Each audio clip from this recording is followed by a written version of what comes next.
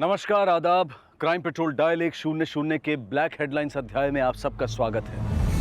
हम खुशकिस्मत हैं कि हम आज मेक इन इंडिया और डिजिटल इंडिया के युग के साक्षी बन रहे हैं। लेकिन जिस तरह से हम और हमारा देश तरक्की की राह पर है, उसी तरह से आपराधिक मानसिकता के लोग भी अपराध के नए नए तरीके खोज रहे हैं। आज का ये केस एक ऐसे जुर्म पर आधारित है जिसने पिछले 1.5 दशक में अपने पांव इस तरह पसार लिए हैं कि ये जुर्म कहीं भी कभी भी हम सब के लिए खतरे की घंटी बन सकता है।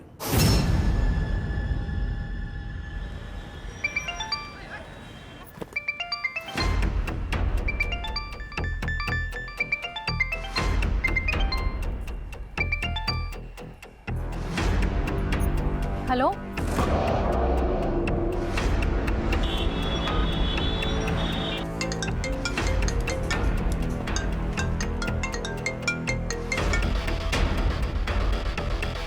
Hello,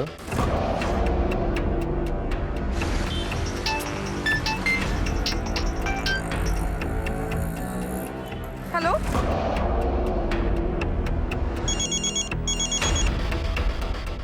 hello. लेकिन हम तो अभी प्रेग्नेंट हैं और हमारी 3 महीने में डिलीवरी भी है। तो अगर हम आपके बैंक में अकाउंट खोलते हैं तो क्या हमें उसका लाभ मिलेगा? क्यों नहीं मिलेगा मैम, मैंने बताया ना, हमारे बैंक में अकाउंट खोलने पर हमारा बैंक आपको 2 लाख का मेडिकल एक्सपेंस बेयर करेगा। अरे लेकिन आप ऐसा कैसे कह सकते हैं? आपकी बैंक में मेरा 10 साल पुराना अकाउंट है, इसको आप ऐसे कैसे बंद कर सकते हैं? सर बंद नहीं किया है, फ्रीज किया है। आपने अपना केवाईसी अपडेट नहीं किया है। केवाईसी? वो क्या होता है? देखिए, आप अपना लेटेस्ट आधार कार्ड नंबर और पैन कार्ड नंबर अपडेट कर देंगे तो आपका खाता फिर से चालू हो जाएगा। जी जी, शुक्रिया। पर आपकी रिक्वेस्ट कंफर्म करने के लिए अपना डेबिट कार्ड नंबर बताइए। हाँ, माय कार्ड नंबर इज 1911 9090 1870। जी। या अब आपके क्रेडिट कार्ड का सीवीवी नंबर बताइए। आपके कार्ड के पीछे 60 डिजिट का एक नंबर होगा। उसमें से आगे के 4 नंबर किसी को नहीं बताने होते, लेकिन पीछे के जो 3 नंबर हैं जिसे सीवीवी नंबर कहते हैं, वो हमें बताइए please. Yeah, that I know. It's 456. Okay sir, बढ़ी हुई क्रेडिट लिमिट का इस्तेमाल करने के लिए आपको नया पिन जनरेट करना होगा। अब आप कार्ड के पीछे के 7 नंबर्स में से आगे के 4 नंबर्स में अपना पुराना पिन नंबर जोड़ के उसका टोटल मुझे बताएं। And total is 10254. अब आपके फोन पे एक मैसेज आएगा।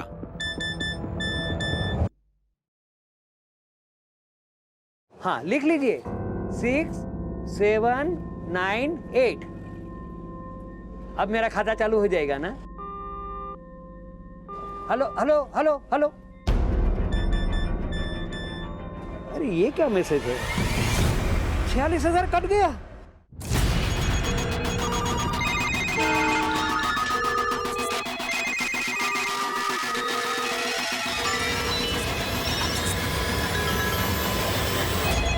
हमने पैसा यूज ही नहीं किया।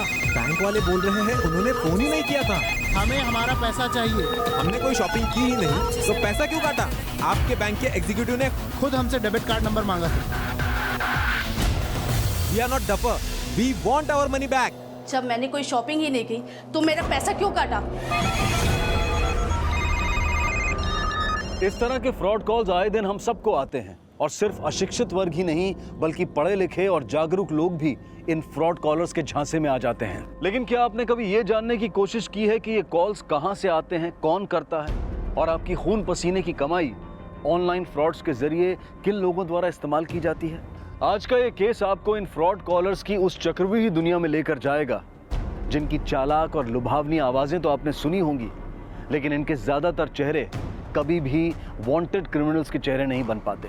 और यही वजह है कि आए दिन ये लोग आपके नंबर पर बेखौफ आपके बैंक अकाउंट, क्रेडिट और डेबिट कार्ड डिटेल्स मांगते हैं और अगर आपने जरा सी भी असावधानी बरती तो आपका बैंक अकाउंट साफ।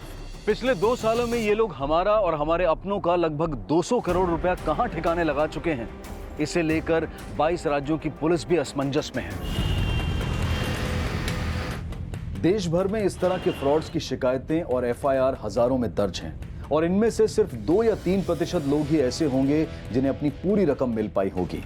लेकिन उन बेखौफ आवाजों को बेनकाब करने की कोशिश जारी है और आज का ये केस इसी मुहिम से जुड़ा है।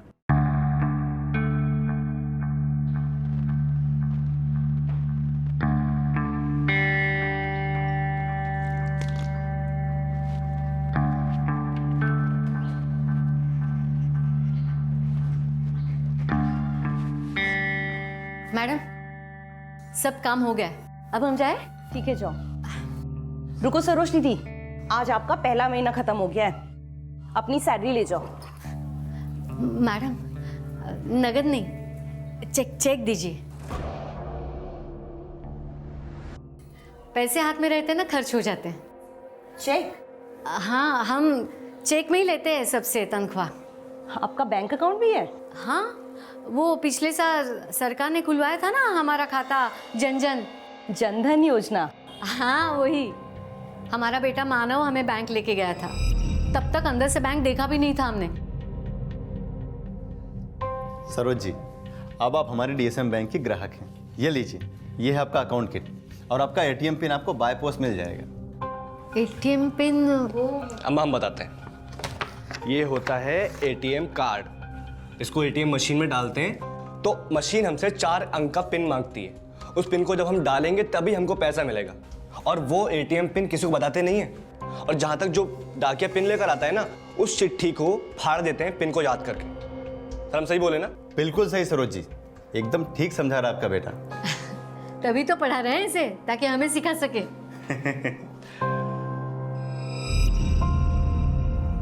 ये रहा आपका चेक। आज से हम भी आपको सैलरी चेक में ही दिया करेंगे। Thank you madam.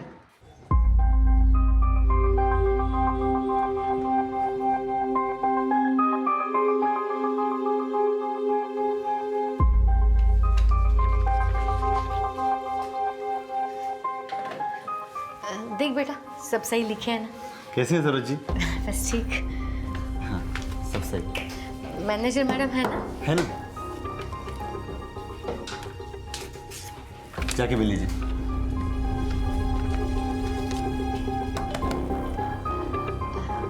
मैडम जी आइए बेटा। वो हमने आपसे लोन के बारे में बात की थी। सरोज जी, आप इनकम टैक्स नहीं भरती हैं और आपकी कमाई भी कम है। मैडम जी, कमाई कम है इसीलिए तो लोन मांग रहे हैं ना। देखिए सरोज जी, बैंक आपको मॉर्गेज लोन दे सकता है। मॉर्गेज? जैसे आपके पास कोई प्रॉपर्टी हो, आपका कोई घर या फिर कोई गहना जिसे आप गिरवी रख सकें, उसके बदले में आपको लोन मिल सकता है। हाँ, घर है ना हमारे नाम, तो उसे आप गिरवी रख के लोन ले सकते हैं हमसे। हम कल ही घर के कागजात लेके आते हैं। हेलो, हाँ बोल विभा, तबीयत पानी ठीक? हाँ अम्मा, बिल्कुल ठीक है। वो दरअसल हमने आपको इसलिए फ़ोन किया था कि हमें ना आपकी एक मदद चाहिए। मदद? लास्ट मंथ की स्टेटमेंट में भी यही प्रॉब्लम थी। मैंने कंप्लेंट भी किया था, उसको रिजॉल्व तो किया नहीं, आपने एक और स्टेटमेंट भेज दी। We are very sorry sir, मैं आपकी कंप्लेंट फिर से ले लेती हूँ। पिछली कंप्लेंट अभी तक पेंडिंग है, एक और कंप्लेंट करने से क्या फायदा होगा? कैसे काम करते हैं आप लोग? कोई फॉलोअप नहीं करते हैं क्या? सॉरी सर, बट अगर आप हमारी सर्विस से खुश नहीं हैं, तो you can write us on bank grievance and complaint page.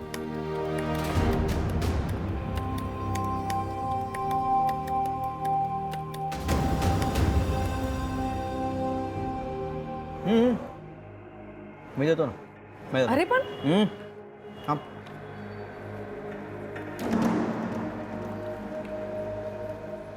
दिखाऊं नवीन? हाँ हार्दिक, तुमने फिर से अपना क्रेडिट कार्ड दिया। मैं अपना डेबिट कार्ड दे रही थी ना। हस्बैंड के होते हुए वाइफ स्पेंड करे अच्छा नहीं लगता। और Hardik, you know that you are jobless, और मैं इतना कमा लेती हूँ कि हम अपने एक्सपेंसेस बिना क्रेडिट कार्ड के बेयर कर सकते हैं, तो फिर क्यों क्रेडिट कार्ड यूज करना? जो अभी मैंने स्वाइप किया है ना क्रेडिट कार्ड से, उसका पूरा का पूरा बिल मैं पे करूंगा। तुम्हें बोलने की जरूरत नहीं मुझे। हार्दिक, तुम हमेशा मुझे उल्टा क्यों समझते हो? और क्या समझूं? हाँ, हमेशा मैं जॉबलेस हूँ कि तुम मुझे एम्बैरेस करते रहते हो। समझती क्या हो अपने आपको? हाँ, मैं पे कर दूंगा, बोला ना मैंने। चलो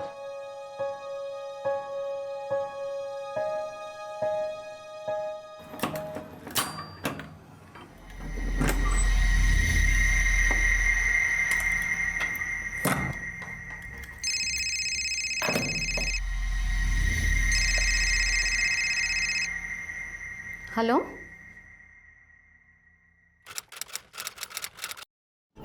अम्मा, अम्मा कुछ बोलिए आप। अम्मा,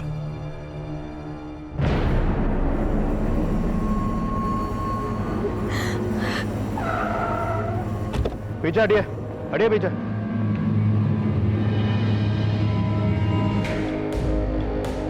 सर ये इसी बिल्डिंग में 4th फ्लोर में रहती है, लेकिन सर इसका घर अंदर से बंद है। इसकी फैमिली में कोई? सर पड़ोसी ने बताया कि इसकी एक बेटी है विभा, जो सिलीगुड़ी वेस्ट बंगाल में रहती है, और एक बेटा है जो दिल्ली में पढ़ाई करता है। सर ये दूसरों के घरों में साफ सफाई का काम करती थी। ये देखिए सर, कमरा अंदर से ही लॉक है। एक काम करो, तोड़ दो। सर पूरे घर की तलाशी लो, हाँ, शायद यहीं से कोई क्लू मिले। सर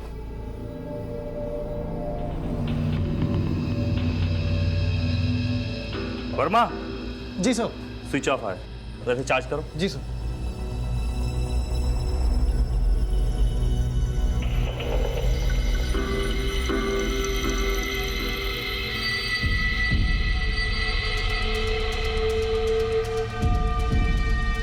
सर घर में ऐसा कोई भी क्लू नहीं मिला जिससे पता चले कि सरोज की हत्या हुई है, और ये कमरा भी अंदर से बंद था। कहीं सरोज ने आत्महत्या तो नहीं की? सर, ये आपसे सरोज के बारे में कुछ बताना चाहती हूँ। बताइए। साहब 4-5 घंटे पहले सरोज दीदी बैंक से लौटी थी। विशंबर भैया कोई जुगाड़ किए हैं, कुछ ही दिनों में आपका सारा कर्जा चुका देंगे। हाँ चलो रखते हैं। अरे दीदी, ऐसा क्या जुगाड़ कर रही हो कि दिसंबर का कर्जा चुका दोगी? अरे हमारे पास कहाँ खजाना है, ले दे के एक छोटा सा कमरा तो है, बस उसी को गिरवी रख देंगे और क्या। सरोज दीदी ने दिसंबर से कर्जा लिया था जो कि वो चुका नहीं पा रही थी। तो विशंबर का दबाव डाल रहा था कर्जा लौटाने के लिए? जी साहब, और हाँ वो बैंक वालों से नाराज भी थी। थोड़ी देर पहले उन्हें कोसते हुए निकली थी। बैंक वालों से कर्जा क्या मांग लिया, असली काट दी, छोड़ेंगे नहीं। दीदी क्या हुआ, किसको नहीं छोड़ोगी? अरे बैंक की बदमाशी ऐसे कैसे कर सकते, देखती हूँ मैं। और फिर पता नहीं दीदी कब आई और आके ये सब कर। सर सरोज का फोन ऑन हो गया, किसी मानव का फोन आ रहा है। मानव? सब मानव सरोज दीदी के बेटे का नाम है, वो दिल्ली में पढ़ता है। अम्मा आपको कितनी देर से कॉल कर रहा हूँ, आप कहाँ हो? मानव मैं सब इंस्पेक्टर सुशील सिंह बोल रहा हूँ, तुम तुरंत इलाहाबाद आ जाओ। इंस्पेक्टर?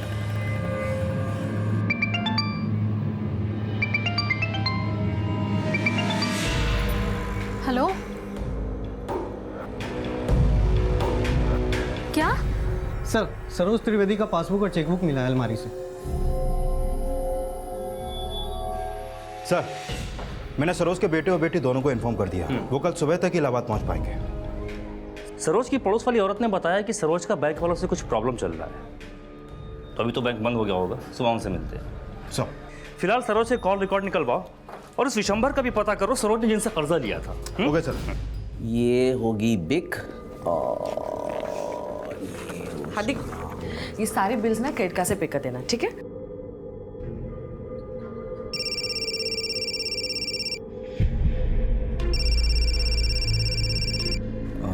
हेलो, मैं अदिति सुमन INC bank credit card department से बोल रही हूँ। क्या मेरी बात हार्दिक चिटनी जी से हो रही है?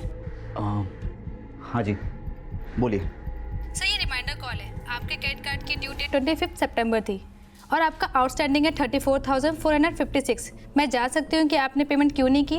अच्छा 27th, एक्चुअली मैं डेट भूल गया था, वरना मैं पेमेंट कर दूंगा। सर अगर आप पूरी पेमेंट नहीं करवा पा रहे हैं तो आप मिनिमम ड्यू अमाउंट ही पे कर सकते हैं और समय से पहले पेमेंट करें, इससे आपका सिविल स्कोर अच्छा रहेगा।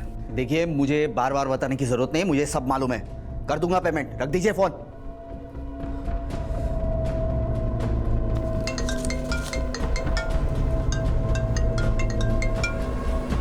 हेलो। हेलो सर, मैं दीपक तिवारी LNC बैंक के क्रेडिट कार्ड डिपार्टमेंट से बोल रहा हूँ। सर आपने हमारे ग्रीवियंस एंड कंप्लेंट पेज पे अपनी कंप्लेंट लिखी थी। जी किया था।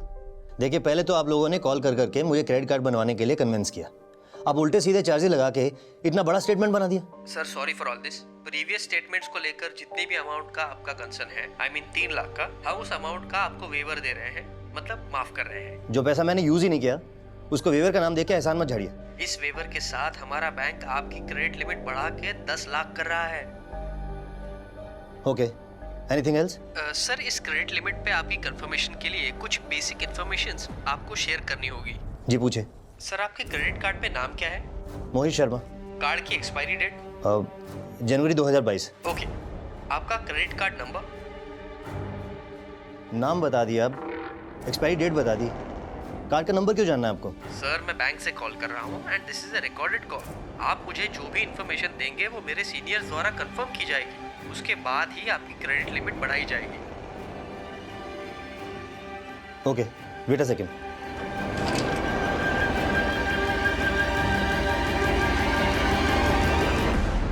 लिखे, कार्ड नंबर है 1972-6734-4560-9009। अपना क्रेडिट कार्ड कंफर्म करने के लिए धन्यवाद। आपके कार्ड के पीछे 60 डिजिट का एक नंबर होगा, उसमें से आगे के 4 नंबर किसी को नहीं बताने होते, लेकिन पीछे के जो 3 नंबर हैं जिसे सीवीवी नंबर कहते हैं वो हमें बताइए प्लीज। या that I know, it's 456। Okay sir, बढ़ी हुई क्रेडिट लिमिट का इस्तेमाल करने के लिए आपको नया पिन जनरेट करना होगा। अब आप कार्ड के पीछे के 7 नंबर्स में से आगे के 4 नंबर्स में अपना पुराना पिन नंबर जोड़ के उसका टोटल मुझे बताएं। And total is 10254. सर, अब आपकी रजिस्टर्ड ईमेल आईडी पे एक लिंक भेजा जाएगा। आप उस लिंक पे क्लिक करके अपनी पसंद का न्यू पिन जनरेट कर सकते हैं। अपना कीमती समय देने के लिए धन्यवाद। आपका दिन शुभ हो। Okay, thank you, same to you.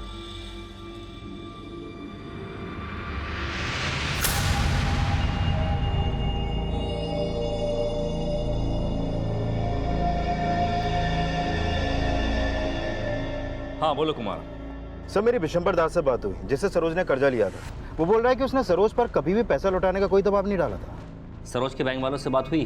Sir, मैं सरोज के बैंक ही जा रहा हूँ। ठीक है सर, ये मानव है, सरोज त्रिवेदी का बेटा।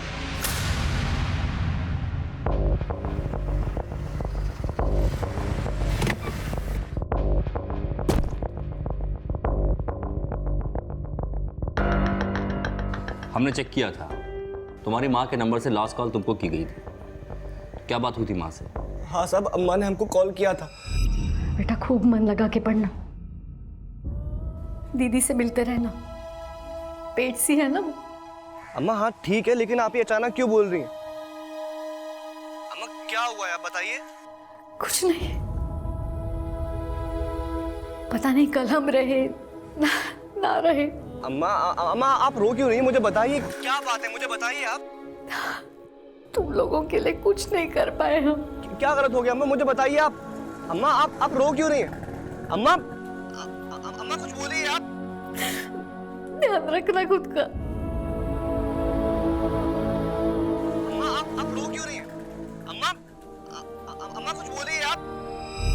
पता नहीं फिर क्या हुआ, अम्मा कुछ नहीं बोली। अम्मा को हमने बहुत बार कॉल किया, फिर अम्मा ने कॉल भी नहीं उठाया। दरअसल सर, सरोज जी प्रॉपर्टी के अगेंस्ट लोन लेना चाहती थी हमारे बैंक से। आज वो अपने घर के पेपर्स भी लाने वाले थे, लेकिन मुझे लगता है कल उन्हें जो फ्रॉड कॉल आया था उसे वो बर्दाश्त नहीं कर पाए। किस फ्रॉड की बात कर रही हैं आप? सर, सरोज जी को कल एक फ्रॉड कॉल आया था और उन्होंने उसे अपना डेबिट नंबर, सीवीवी और यहाँ तक कि OTP नंबर तक दे दिया था, जिसकी वजह से उनके अकाउंट से 90,000 रुपीज़ डेबिट हो गए थे। और सर, मैंने उनसे कहा भी था कि पुलिस स्टेशन जाकर वो FIR दर्ज कराएं। हाँ सर, कल ये औरत यहाँ आई थी, बहुत ही घबराई हुई लग रही थी सर।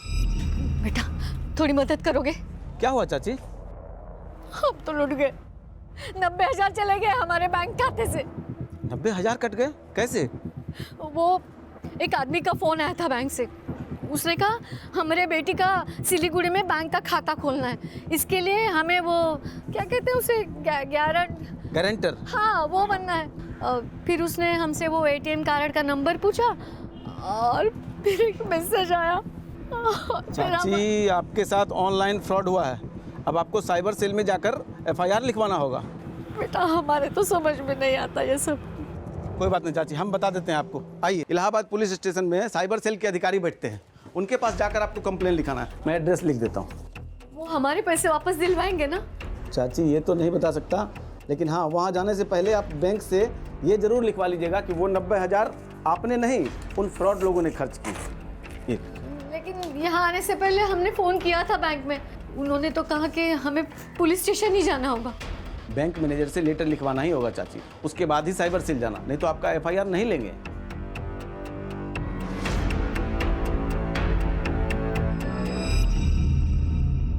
सर मैंने उसे बैंक जाकर लेटर लिखवाने के बाद साइबर सेल वालों के पास जाने के लिए बोला भी था। ठीक है सर, मैं बात करता हूँ। सरोज जी, कल आपसे एक ऑथराइज लेटर लेने आए थे कि वो पैसा उन्होंने खर्च नहीं किया बल्कि उनके साथ फ्रॉड हुआ था। हाँ सर, लेटर लेने आई थी वो, पर हम किस बेसिस पे उनको वो लेटर देते? हमारे बैंक एम्प्लॉयज़ अपने कस्टमर्स को हर बार अपडेट करते रहते हैं कि आप अपने कोई भी डिटेल्स किसी से भी शेयर ना करें। फिर भी उन्होंने उस फ्रॉड कॉलर को अपना OTP नंबर खुद ही दे दिया था। मैडम जी, ये OTP PTP का ज्ञान नहीं है हमें इसमें कुछ नहीं समझ में आता। उसने कहा कि हम बैंक वाले। देखिए, बैंक एम्प्लॉयज़ अपने कस्टमर से सारी डिटेल्स नहीं मांगते हैं, वो फ्रॉड कॉल था। माना वो आपके बैंक का आदमी नहीं था, लेकिन आप ये तो मानते हो ना कि उसने हमारे साथ कुछ गलत किया है, तो आप लिख के दीजिए ना। पुलिस ने कहा बैंक से लिखवा लीजिए, लेटर लीजिए। हम आपको ऐसा कोई भी लेटर लिख कर नहीं दे सकते हैं। हाँ, प्लीज़ पुलिस के पास जाइए, वही आपकी मदद करेगी। मैडम जी, हम अभी पुलिस के पास होके आए, उन्होंने कहा लेटर लिख दीजिए। मैडम जी, बेटा तुम तो जानते हो मैंने पैसे भरे थे, तुम तो सॉरी सरोज जी, मैं कुछ नहीं कर सकता। सरोज के साथ हुआ फ्रॉड सरोज की बेटी विभा की गलती की वजह से भी हुआ था, जो जल्द ही विभा के बयान से साफ होने वाला था। माँ के साथ जो भी कुछ हुआ वो हमारी वजह से ही हुआ है, और उसी आदमी ने फ्रॉड किया है माँ के साथ, जिसने हमें उस दिन फ़ोन किया था।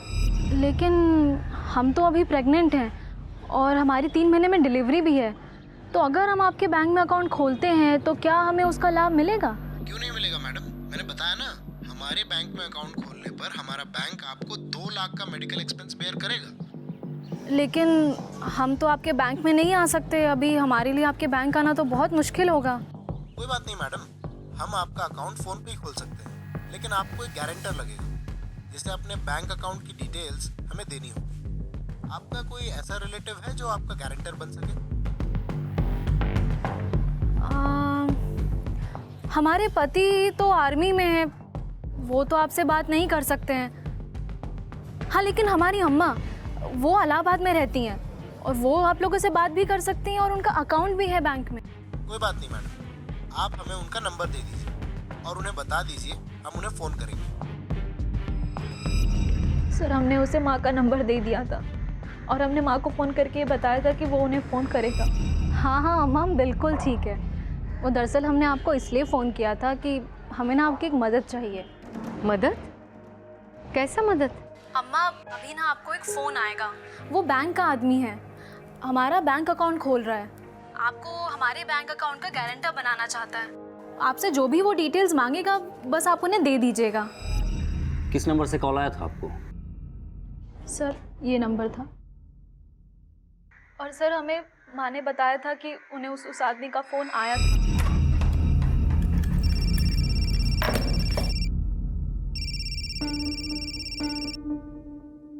हेलो मैम, मैं DSM बैंक से अमित शर्मा बोल रहा हूँ। आपका नंबर आपकी बेटी विभा ने दिया है। और सर, थोड़ी देर बाद माँ ने हमें दोबारा फ़ोन किया और उन्होंने कहा कि उनके बैंक अकाउंट से 90,000 रुपये कट गए, और उसके बाद माँ ने हमारा फ़ोन ही नहीं उठाया। हमें लगा कि माँ हमसे बहुत गुस्सा हो गई, हमसे नाराज़ हैं। सर, हमने कभी नहीं सोचा था कि माँ कुछ ऐसा कदम उठाएंगी।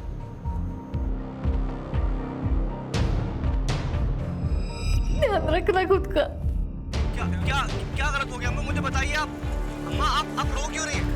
अम्मा, अम्मा कुछ बोलिए आप। तो हम सब के लिए बड़ी खुशी की बात है कि जो लास्ट ईयर की BPL की रिपोर्ट्स आई हैं उसमें पॉवर्टी लाइन में dear sir, as per your complaint number 15392 we checked everything and found that your credit card ending with 9009 was used for online shopping for 3 lakh 9009 on 20th September 2017। Nitin, you please continue. Okay sir. So जैसा कि sir ने बोला है कि report हम सबके पास आ चुकी है।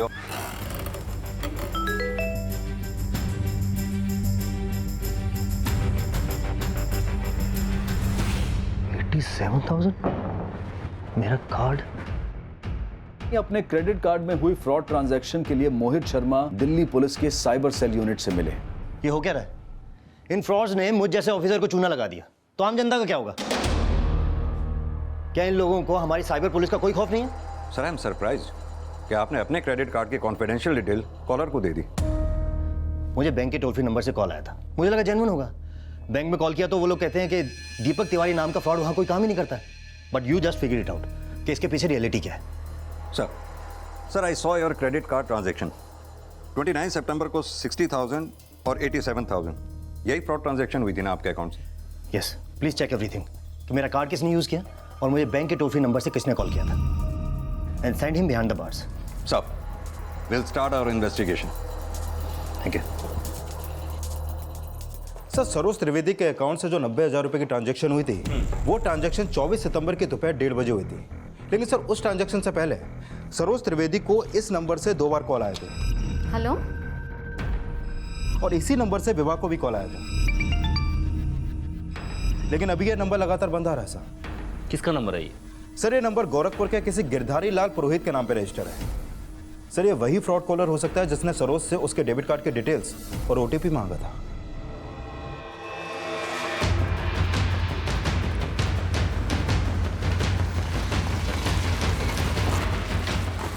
इलाहाबाद पुलिस जब गोरखपुर के उस एड्रेस पर पहुंची तो पाया कि वहां कोई गिरधारी लाल पुरोहित नहीं रहता था और जल्द ही यह भी साफ हो गया कि वो नंबर जिससे सरोज को फ्रॉड कॉल किया गया था वो फेक आईडी देकर खरीदा गया था। और इलाहाबाद साइबर पुलिस द्वारा यह पता लगा लिया गया था कि सरोज के 90,000 कहां इस्तेमाल किए गए थे। सर सरोज के डेबिट कार्ड के जरिए एक ऑनलाइन शॉपिंग पोर्टल से एक एलईडी टीवी और एक रेफ्रिजरेटर खरीदा गया था। सर खरीदने वाले ने डिलीवरी एड्रेस लखनऊ का दिया था। ये किसी आशीष पांडे के एड्रेस है जिसका पता 35C Anand Nagar circuit road Lucknow है। सर ये डिलीवरी डेट 28 सितंबर है। यानी कि सरोज के पैसों से खरीदा गया टीवी और फ्रिज लखनऊ के इस आशीष को डिलीवर होगा। लेकिन सर अब इस डिलीवरी को रोका नहीं जा सकता क्योंकि कंपनी ने FX कुरियर के जरिए ऑलरेडी ऑर्डर डिस्पैच कर दिया है। डिलीवरी कैंसिल भी नहीं करना है क्योंकि कल टीवी और फ्रिज लेने आशीष को उसके घर से रंगे हाथों गिरफ्तार करेंगे। इनके फ्रॉड ने एक औरत को सुसाइड करने पर मजबूर कर दिया है।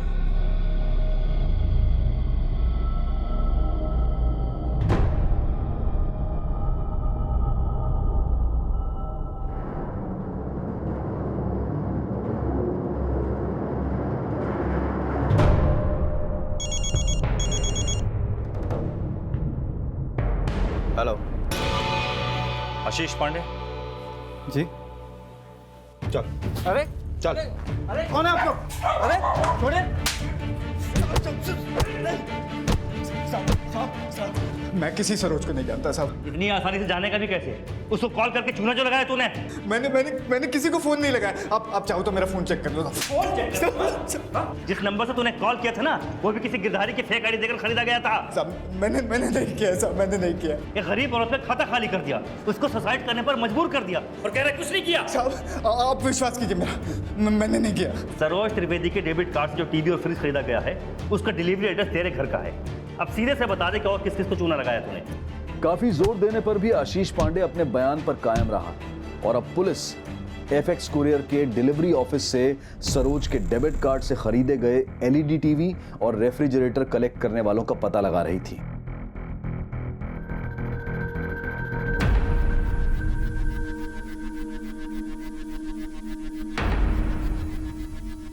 नहीं साहब आप मेरा यकीन कीजिए, मैं नहीं जानता ये कौन है। इन दो अनजान चेहरों की पहचान पता करने के लिए अब इलाहाबाद पुलिस आशीष पांडे का बैकग्राउंड खंगाल रही थी। उसके कॉल रिकॉर्ड्स और एक्टिविटीज पता लगाई जा रही थी और अब पुणे की वर्तिका चिटनिस एक फ्रॉड कॉलर के झांसे में आने वाली थी। Auto auto auto auto.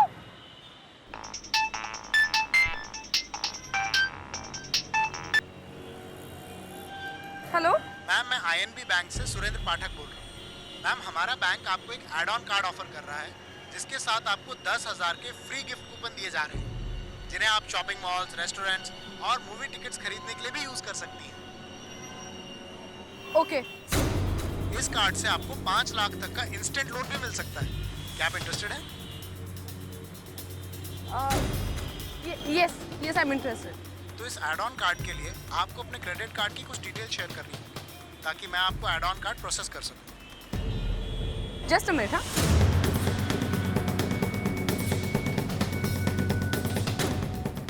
हाँ, माई कार्ड नंबर इज़ 1911 3569 9090 1870। जी, अब आपका क्रेडिट कार्ड CVV नंबर बताइए। इट्स 424।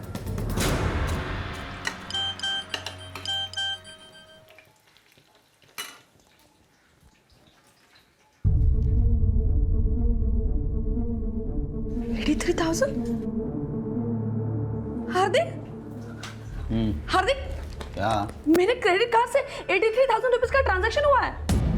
क्या अरे क्या क्या क्या कार्ड कुठे माझं? हरवलंस का तू? वेट लागलाय का तुला? फेक दिया था मैंने, हाथ भी नहीं लगाऊंगा उसे। तो फिर कुठे कार्ड, कुठे तुझं?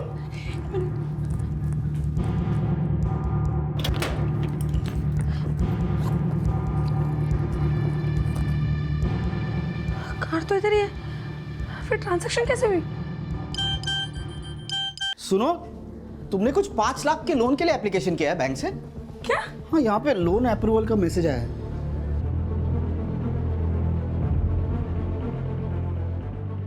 इलाहाबाद की सरोज कुमारी और दिल्ली के IAS ऑफिसर मोहित शर्मा के बाद अब पुणे की वर्तिका भी एक फ्रॉड कॉलर के झांसे में आ चुकी थी। इलाहाबाद पुलिस सरोज को आत्महत्या के लिए मजबूर करने वाले फ्रॉड्स की असल पहचान पता करने में जुटी थी। वहीं दिल्ली पुलिस भी मोहित के साथ हुए ऑनलाइन फ्रॉड के केस क्रैक करने की लीड तलाश रही थी और जल्द ही वर्तिका के साथ हुए फ्रॉड का केस पुणे पुलिस के पास आया। आप इतनी पढ़ी लिखी हैं, फिर भी आप इस स्कॉलर के झांसे में आ गई। सर, उसने मुझे कहा था कि बैंक मुझे एक एड ऑन कार्ड इशू करेगा, इसलिए मैंने तुम इतनी बड़ी गलती कर ही कैसे सकती हो? विचारायचं तरी एकदा। सर, वो 6 लाख का फ्रॉड हुआ है, कुछ कीजिए सर। सर, उसने मुझे कहा था कि उस एड ऑन कार्ड पे मुझे 5 लाख का इंस्टेंट लोन मिल जाएगा, लेकिन सर मुझे वो कार्ड मिला ही नहीं और वो 5 लाख का लोन भी इशू हो गया और किसी ने वो यूज भी कर लिया। और सर, मेरे कार्ड से 83,000 रुपीज का ट्रांजैक्शन भी हुआ है। सब पता नहीं है किसने किया। सर प्लीज आप हमारी हेल्प कीजिए।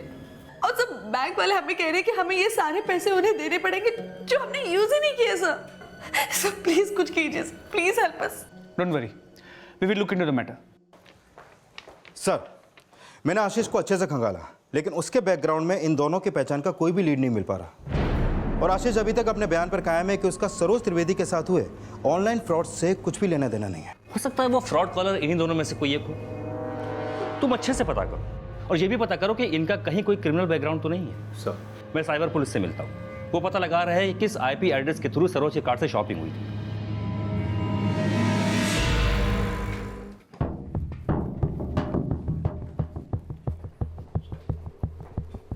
मैनेजर साहब, आपके मुताबिक आपने दिल्ली के कॉल सेंटर में रीचेक किया और आपने पाया कि 29 सितंबर को दोपहर 1:17 पर जो कॉल IAS मोहित शर्मा को की गई वो आपके बैंक के टोल फ्री नंबर से ही हुई थी। लेकिन वहीं आप लोगों का यह भी कहना है कि वो कॉल आपके बैंक के कॉल सेंटर के किसी एम्प्लॉय ने नहीं की। Yes sir, and I doubt वो कॉल किसी इंटरनेट सर्वर के थ्रू कनेक्टेड था। वो कॉल किस इंटरनेट सर्वर से कनेक्टेड थी, किससे नहीं, ये हम पता लगा लेंगे। आप बस हमें अपने दिल्ली के कॉल सेंटर के जितने भी एम्प्लॉयज़ हैं उनकी डिटेल दीजिए। हमें लगता है कि उनमें से ही किसी ने कॉल की होगी। Okay sir. सर, मैं IP एड्रेस पता लगाने की कोशिश कर रहा हूँ जिससे सरोज के डेबिट कार्ड के जरिए ऑनलाइन शॉपिंग की गई थी, लेकिन अभी तक वो IP एड्रेस ट्रेस नहीं हो पाया है। अच्छा, जिस सिम का यूज़ करके सरोज को कॉल किया गया था, हेलो, उस सिम के जरिए हम कॉलर के फ़ोन का IMEI नंबर ट्रेस कर सकते हैं। हो सकता है इससे फ्रॉड कॉलर तक पहुंचने में आसानी हो। सर, हम कोशिश दोनों तरीके से ही कर रहे हैं। आई होप हमें जल्दी अच्छे रिजल्ट मिलेंगे।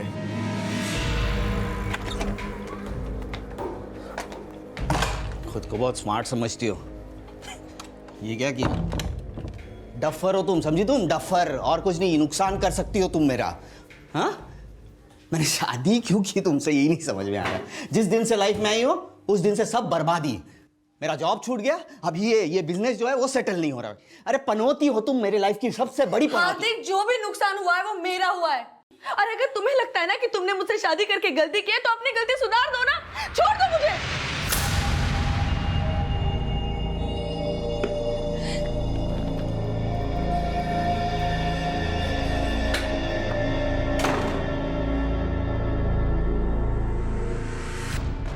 मानव, तू मुझसे नाराज है क्या? पता था ना आपको, कि अम्मा को ये बैंक के बारे में कोई जानकारी नहीं है, फिर भी आपने उनको, अगर अम्मा ने आत्महत्या की है वो आपकी वजह से की है। ना आप ये सब कुछ बोलती ना ये सब कुछ होता।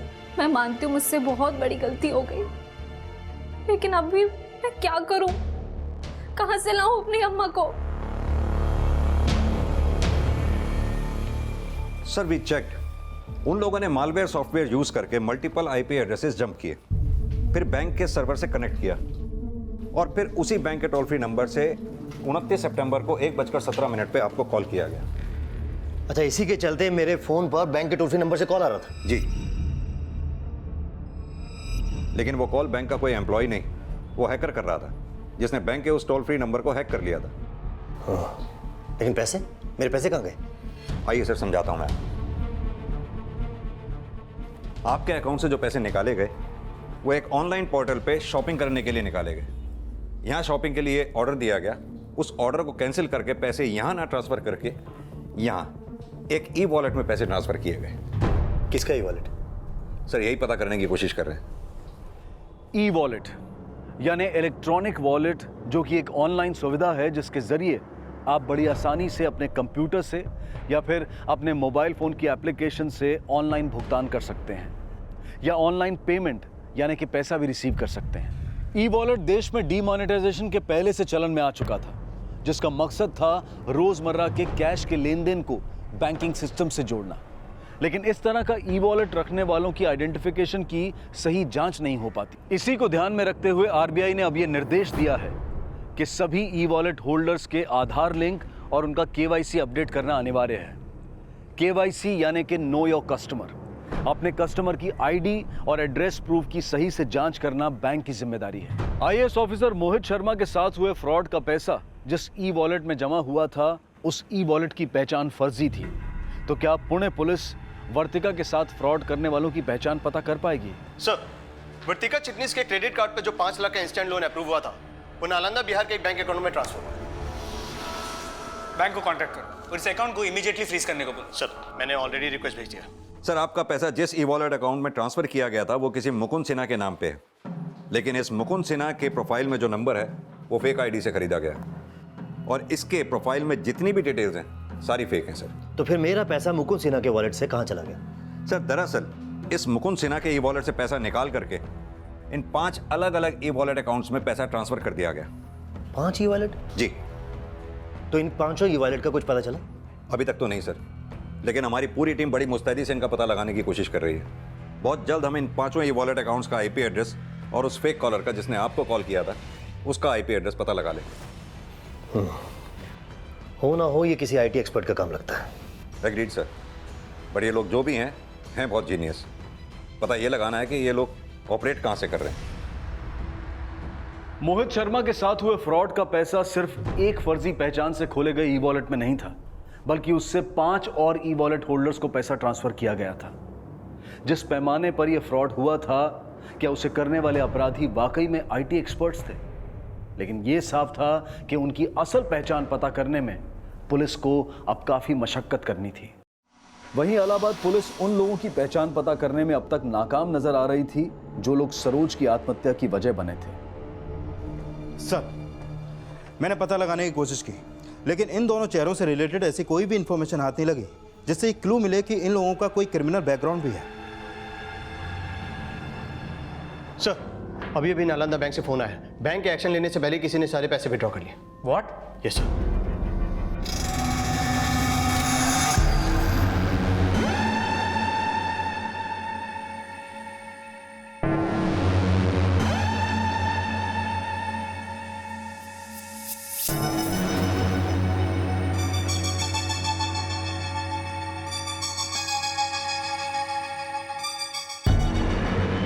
इस जानकारी के बाद पुणे पुलिस टीम तुरंत नालंदा के लिए रवाना हो गई।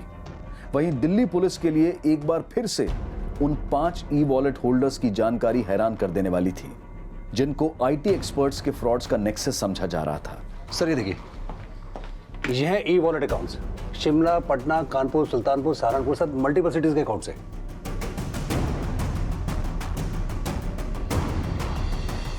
सर ये जितने भी ई वॉलेट अकाउंट होल्डर्स हैं सभी के मोबाइल बंद हैं। शिमला, इंदौर, पटना, कानपुर, नोएडा, बहुत बड़ा नेक्सस लगता है इनका, इसीलिए इतनी सिटीज में फैला हुआ है।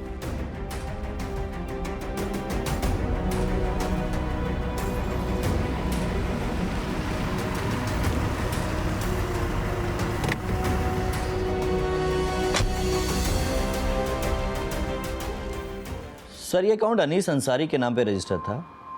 अनीस के अकाउंट में पैसा आ रहा था और वो हमेशा मिनिमम बैलेंस छोड़ के विड्रॉ कर लेता था, लेकिन इस बार उसने विड्रॉ करने के तुरंत बाद बैंक अकाउंट बंद कर दिया। ये उसके डॉक्यूमेंट से आप देख सकते हैं। आप जिस नंबर को डायल कर रहे हैं वो इस समय स्विच्ड ऑफ है। फ़ोन तो स्विच ऑफ है और जिस पैमाने पे फ्रॉड हुआ है मुझे लगता नहीं कि अनीस इस एड्रेस पे मिलेगा। अनीस के अकाउंट का गारंटर कौन था? मुझे उस गारंटर की डिटेल्स दीजिए। जी सर, मैं देता हूँ। सर, उन ई वॉलेट रखने वालों के फ़ोन नंबर्स फेक आईडी से खरीदे गए थे और उन्होंने फेक एड्रेस दिए थे। और वो ई वॉलेट अकाउंट्स अभी भी एक्टिव हैं।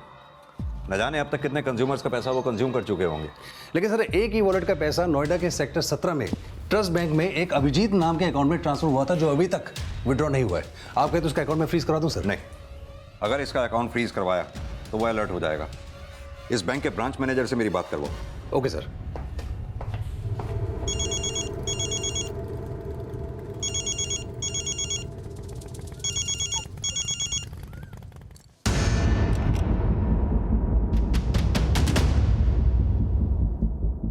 हेलो,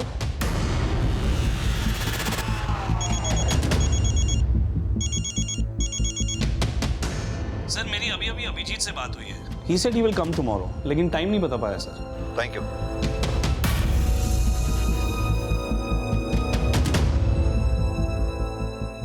पुलिस अभिजीत कुमार के बैंक आने के बाद उसको गिरफ्तार करने वाली थी, लेकिन अभिजीत बैंक नहीं आया और अभिजीत कुमार नोएडा में जिस पते पर रह रहा था वहां भी ताला था और उसका मोबाइल भी बंद था। इन आईटी एक्सपर्ट फ्रॉड्स का नेक्सस पता करने के लिए अब अभिजीत कुमार के कॉल रिकॉर्ड्स खंगाले जा रहे थे। वहीं पुणे पुलिस अनीस अंसारी को नालंदा बैंक में उसको इंट्रोड्यूस करवाने वाले अनीस अंसारी के गारंटर से मिली। शायद सर वो जामताड़ा का था। जामताड़ा जी सर, जिस आईपी एड्रेस के जरिए सरोज के डेबिट कार्ड से ऑनलाइन शॉपिंग की गई थी वो जामताड़ा में एक्टिव था। जामताड़ा? जी सर। और सर, सरोज के नंबर पे जो फ्रॉड कॉल किया गया था हेलो, वो भी जामताड़ा से किया गया था। लेकिन जामताड़ा है कौन सी जगह, कौन से स्टेट में? सर फाइनली उस सोर्स सर्वर के आईपी एड्रेस का पता चल गया है, जिसे मोहित शर्मा को बैंक के टोल फ्री नंबर से कॉल किया गया था।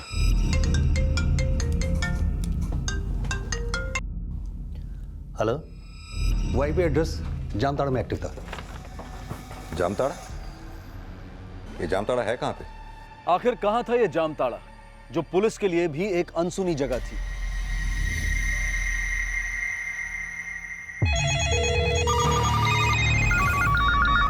आप जिस नंबर को डायल कर रहे हैं हेलो हेलो हेलो डायल कर रहे हैं। Good morning sir. सर मैं एबीएस बैंक से बोल रहा हूँ। 35283456 सर, क्रेडिट कार्ड के पीछे से सीवी नंबर दीजिए। 1 2 3 ओके सर। सर आपके लिए बहुत ही बढ़िया ऑफर आया है सर, आप इंटरेस्टेड हैं? आपका सर आप नंबर बता सकते हैं? 973528345682। Hello hello hello. मैं HUBC बैंक की चंडीगढ़ ब्रांच से बोल रहा हूँ। जी मैं SDI बैंक के मुंबई कॉल सेंटर से बात कर रहा हूँ। आपका डेबिट कार्ड नंबर बोलिए। आपके क्रेडिट कार्ड का CVV नंबर बताइए। मैम मैं DSM बैंक से अमित शर्मा बोल रहा हूँ। क्या पुलिस इन ऑनलाइन फ्रॉड करने वाले अपराधियों तक पहुंच पाएगी? हेलो, हाँ मैं आपकी कॉल ट्रांसफ़र करती हूँ। हाँ सर, अभिजीत कुमार आपसे बात करना चाहते हैं। ठीक है, लाइन ट्रांसफर कर दो। बोलो अभिजीत जी। सर, आई नो कि आपने मुझे KYC अपडेट करने के लिए बैंक बुलाया था, लेकिन सर सो सॉरी, मुझे अर्जेंटली आउट ऑफ टाउन जाना पड़ गया। नहीं कोई बात नहीं अभिजीत जी। क्या आप इस वक्त बैंक आ सकते हो क्या? सर एक्चुअली मुझे नोएडा वापस आने में भी 3 दिन और लगेंगे, लेकिन मुझे अर्जेंटली किसी को पेमेंट करना है और मैं ऑनलाइन ट्रांजैक्शन नहीं कर पा रहा हूँ। क्या आपने मेरा बैंक अकाउंट फ्रीज कर दिया है? नहीं, आपका तो अकाउंट फ्रीज नहीं हुआ है, लेकिन हो सकता है किसी टेक्निकल रीज़न की वजह से आप ऑनलाइन ट्रांजैक्शन नहीं कर पा रहे होंगे। आप एक काम कीजिए, आप अपने रजिस्टर्ड मोबाइल नंबर से बैंक के टोल फ्री नंबर पे कॉल कीजिए। आई एम श्योर आपका काम हो जाएगा। एक्चुअली मेरा फ़ोन खो गया है और अगर आपने मेरा बैंक अकाउंट फ्रीज नहीं किया है तो मैं चेक इशू कर सकता हूँ ना, और जैसे ही मैं वापस आऊँगा मैं KYC अपडेट करवा लूँगा। Is that fine? इन्वेस्टिगेशन की इस कड़ी में नोएडा बैंक के अकाउंट होल्डर अभिजीत कुमार ने एक बेरर चेक के जरिए रमेश सिंह नाम के एक लड़के को अपने अकाउंट से पैसा विड्रॉ करने के लिए भेजा। बैंक कर्मियों की सूझबूझ से विड्रॉल से पहले ही रमेश को गिरफ्तार कर लिया गया। नहीं सर, मुझे नहीं मालूम सर, मुझे नहीं मालूम सर, मुझे नहीं मालूम सर, उसने सिर्फ मेरे को चेक दिया था सर, मैं सिर्फ बैंक लेके गया था सर, उसके आगे मुझे कुछ नहीं पता सर।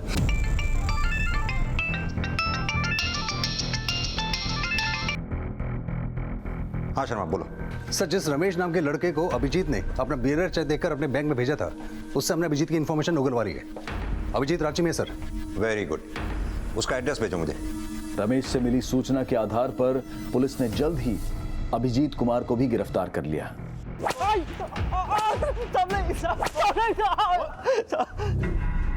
बता।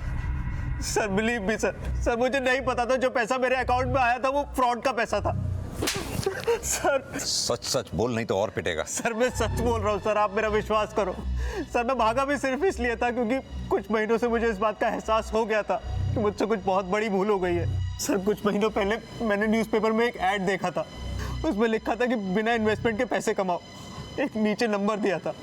सर जब मैंने उस नंबर पर कॉल मिलाया तो एक आदमी ने मुझे मिलने के लिए बुलाया।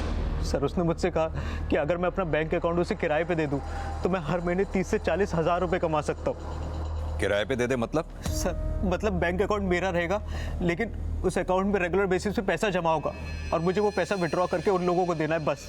जब भी मेरे बैंक अकाउंट में पैसा ट्रांसफ़र होता था तो मुझे एक कॉल आता था, हेलो हाँ पैसा ट्रांसफ़र हो गया, और मैं उन पैसों में से 10% अपने लिए रखकर बाकी पैसा विड्रॉ करके उन लोगों को दे देता था। अभिजीत भले ही इस बड़े नेक्सस का एक छोटा सा मोहरा है, लेकिन अभिजीत जैसे जरूरतमंद लोग आए दिन इस तरह के छलावों का शिकार हो रहे हैं।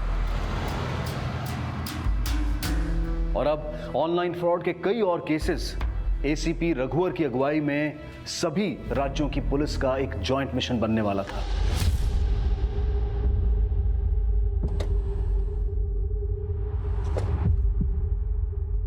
सर नमित शर्मा, थाना प्रभारी जामतारा। सर पुणे से भी है अशोक प्रधान। सर इलाहाबाद से police sub inspector Sushil Singh. आप दोनों के एरियाज के भी केसेस स्टडी किए हैं मैंने। क्या स्टेटस है आपके केसेस का? सर अभी तक तो हम सोच रहे थे कि जिस तरीके से इस एरिया से फ्रॉड हो रहा है यहाँ पर IT एक्सपर्ट के अड्डे होंगे, लेकिन अभी तक जो भी बातें सामने आई हैं उससे तो लगता है कि सरोज त्रिवेदी के साथ जिन लोगों ने भी फ्रॉड किया है वो ज़्यादा पढ़े लिखे भी नहीं है। उन फ्रॉडस्टर्स की कोई पहचान हुई जिनकी वजह से सरोज ने आत्महत्या की थी? सर पहचान तो नहीं हो पाई है, लेकिन सरनेम से आइडिया लगता है कि या तो वो अंसारी हैं या फिर मंडल। अंसारी और मंडल। मिस्टर प्रधान, पूना में वर्तिका चिटनेस नाम की एक लड़की के साथ फ्रॉड हुआ था। उस केस में भी वर्तिका के अकाउंट से पैसा निकालकर जिस अकाउंट में पैसा डिपॉजिट किया गया था उस अकाउंट होल्डर का नाम भी अनीस अंसारी था ना? जी सर, लेकिन यहाँ पे कोई भी अनीस अंसारी के बारे में कुछ भी बताने के लिए तैयार नहीं है। तो उनके बारे में पता लगाने के लिए कोई और तरीके अपनाने होंगे। आइए सर। शर्मा जी एक बात बताइए, आपके जामतारा में कुल कितने मोबाइल टावर्स होंगे? सर यहाँ हर मोबाइल कंपनी अपना टावर लगा के बैठा है सर। 2G 3G 4G सब नेटवर्क दुरुस्त चलता है सर। यानी कि फ्रॉडर्स को बढ़ावा देने के लिए मोबाइल कंपनीज भी उनका साथ दे रही हैं। आइए सर, दरअसल जिस भी क्षेत्र में 800 से ज़्यादा कॉल होता है वहाँ पे मोबाइल कंपनी वाला अपना टावर लगा ही देता है। और यहाँ जामतारा में सर हर रोज का 3500 से ज़्यादा कॉल होता है सर। ये देखिए सर। लेकिन यहाँ ज़्यादातर नंबर्स फेक ID पे अलॉट किए गए हैं। शर्मा जी एक काम कीजिए, ऐसे जितने भी नंबर जिन पे आपको शक है कि वो फेक ID पे अलॉट हुए हैं, कल तक मुझे उन सब की डिटेल दीजिए। जी सर मिल जाएगा, लेकिन सर अब ये कॉल रिकॉर्ड से कुछ पता चले तो पता चले, बाकी गांव वाला तो कुछ बताने को तैयार नहीं है। क्यों? क्योंकि यहाँ जामतारा में टोटल 130 गांव हैं और जब भी पुलिस पूछताछ करने के लिए जाता है ना तो ये पत्थरबाजी करता है गांव का लोग। अब सर यहाँ पे कंडीशन ऐसा है कि कोई कुछ बताने को तैयार नहीं और कोई ठोस जानकारी तो है नहीं हमारे पास, और जो जानकारी है उसके थ्रू हम कहीं तक पहुँच नहीं रहे। और क्या है ना सर कि यहाँ गाँव में सब लोग एक दूसरे को बचा रहे हैं। हैरानी की बात यह है कि इस नेक्सस को खड़ा करने में ज्यादातर उन लोगों का हाथ है जो ज्यादा पढ़े लिखे नहीं हैं और जामताड़ा में कई दल बनाकर बड़ी सफाई से ऑनलाइन फ्रॉड्स कर रहे हैं। ये नारायणपुर यहाँ से कितनी दूर है? सर यही कोई 17-18 किलोमीटर होगा। दरअसल वहाँ एक पुनीत मंडल नाम का लड़का रहता है, ये जिसने दिल्ली के IAS ऑफिसर मोहित शर्मा को चीट किया। और जिस आईपी एड्रेस के थ्रू इसने चीट किया वो आईपी एड्रेस इसके लैपटॉप को बिलोंग करता है। दरअसल बात यह है, वो लैपटॉप इसने पटना से खरीदा था, जहां उसने अपना स्टूडेंट होने का प्रूफ एक आईडी के तौर पे दिया था। उस आईडी से ही हमें इसके बारे में जानकारी मिली। मैं चाहता हूं उस गांव में चलकर देखें, शायद कुछ और पता चले इसके बारे में। ठीक है सर। ये देखिए नारायणपुर आ गया सर। नारायणपुर की सड़कें बहुत खस्ता हैं, लेकिन मकान बहुत बड़े बड़े बने हुए। देख रहे हो, ये बड़े बड़े टावर्स लगा रखे हैं।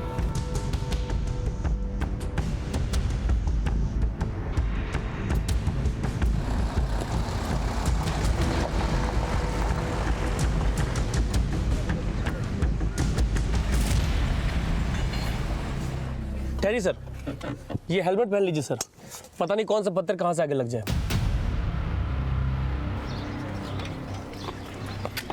आइए सर, आइए सर। वो रहा घर सर वहाँ पर। पकड़ा उसको, पकड़ा उसको। सर सामने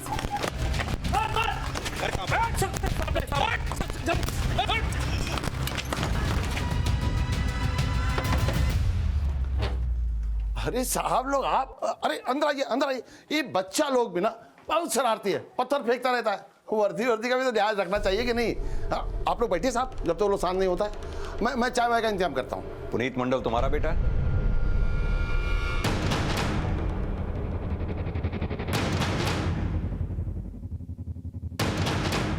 हाँ साहब, पुनीत हमारा ही बेटा है। क्या बात है?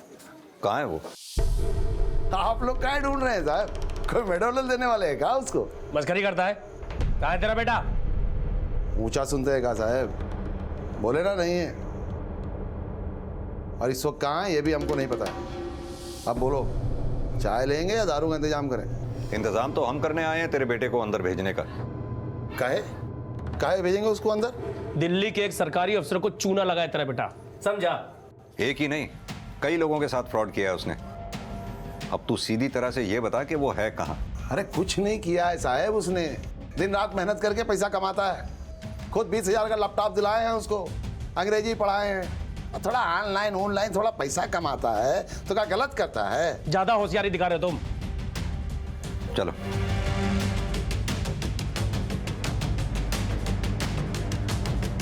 ये पुनीत का बाप काफी शातिर लगता है। सर वो लड़के लोग जंगल भाग गए। सर हम तो पहले गए थे कि लोग बहुत शातिर हैं, कुछ बताएगा नहीं। लेकिन वो तो बताएंगे जो जंगल भाग गए हैं। जंगल कहाँ है ये बताओ सर।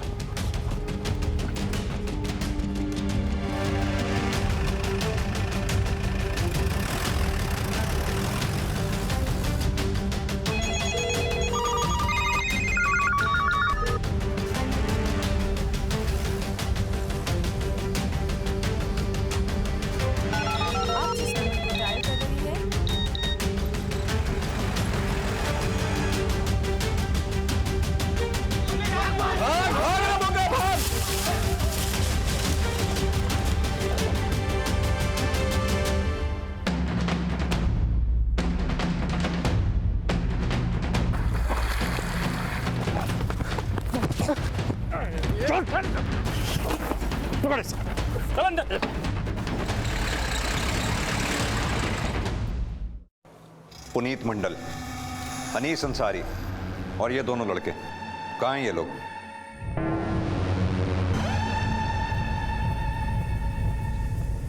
देखो, जो भी इनमें से किसी एक का पता बताएगा ना, उसे छोड़ देंगे।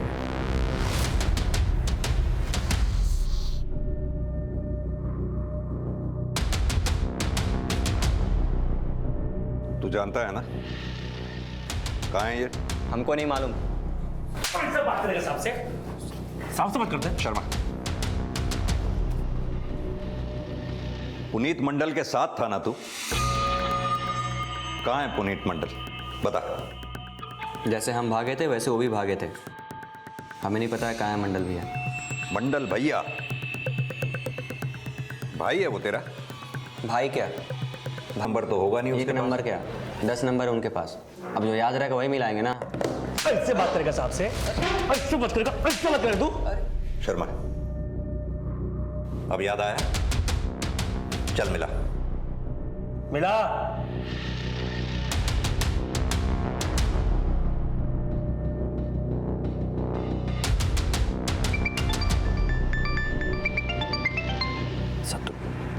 हाँ हेलो शत्रु, बोल कहाँ है तू? हेलो, हाँ पुनीत भैया, अपना 10 का 10 नंबर ना बंद करने के लिए तो आपको पुलिस पकड़ ले। नहीं। पुनीत मंडल, फोन मत रखना। हेलो, कौन बोल रहा है? तेरी आफत। अरे ऐसा गीदड़ लोग का धमकी बहुत सुने हैं साहब फोन पे। हिम्मत है ना तब पकड़ के दिखाओ। देख तू मिल गया मंडल भैया। चाहे जितना मारना ना मार लो, लेकिन हम नहीं बताने वाले। हमारे दल के मुखिया है मंडल भैया, उनके वजह से हमारे लड़कों लोगों की जिंदगी चेंज हो गया है। तो तू क्या चाहता है? तेरी जिंदगी हम चेंज करें? कुछ चेंज नहीं कर पाएंगे। 3 दिन में ना हमारा जमानत हो जाएगा, देख लीजिएगा। शत्रु, पुनीत और अंसारी जामताड़ा के वो एटीएम मास्टर्स हैं जिन्हें पुलिस का कोई खौफ नहीं है। और वजह यह है कि जिस तरह से ये ऑनलाइन फ्रॉड्स किए जाते हैं उनके लिए पक्के सबूत मुहैया नहीं हो पाते हैं और सर्कमस्टेंशियल एविडेंस के बेसिस पर जो अपराधी पकड़े जाते हैं उन्हें बड़ी आसानी से जमानत मिल जाती है। अपनी जेबों में लाखों भरने वाले ये अपराधी जेल से छूटते ही फिर से अपने काम में लग जाते हैं, क्योंकि लोगों को ठग कर जितना पैसा ये कमाते हैं उसके सामने कुछ दिनों के लिए जेल जाना भी इन्हें बहुत मामूली लगता है। शत्रु मंडल ने पुनीत मंडल से जुड़ी कोई भी ठोस जानकारी पुलिस को नहीं दी, लेकिन शत्रु के साथ पकड़े गए कुछ और लड़कों से उन अपराधियों की पहचान मिली जो इलाहाबाद की सरोज और पुणे की वर्तिका चिटनिस के अपराधी थे। ये अनीश बहुत बड़ा एटीएम मास्टर है, जामताड़ा में नहीं रहता, पता नहीं दिल्ली मुंबई कहाँ रहता है साहब। जामताड़ा में इसका घर कहाँ है? पता सब गपोली गांव में इसका घर है, जहाँ इसकी फैमिली रहती है। ये साफ हो चुका था कि जामताड़ा से होने वाले ऑनलाइन फ्रॉड्स कोई बाहरी लोग नहीं कर रहे थे।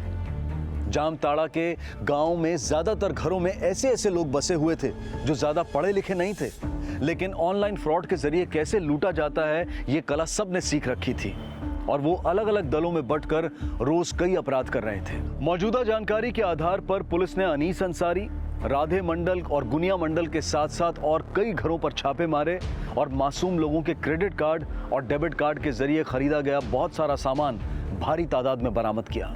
लेकिन पुनीत मंडल समेत गुनिया मंडल, राधे मंडल और अनीस अंसारी की तलाश अब भी जारी है, जिनके नेक्सस की पूरे देश के कई राज्यों के साथ जुड़े होने की संभावना पक्की होती जा रही है और इसकी असल जानकारी शत्रु के बयान के बाद सामने आई।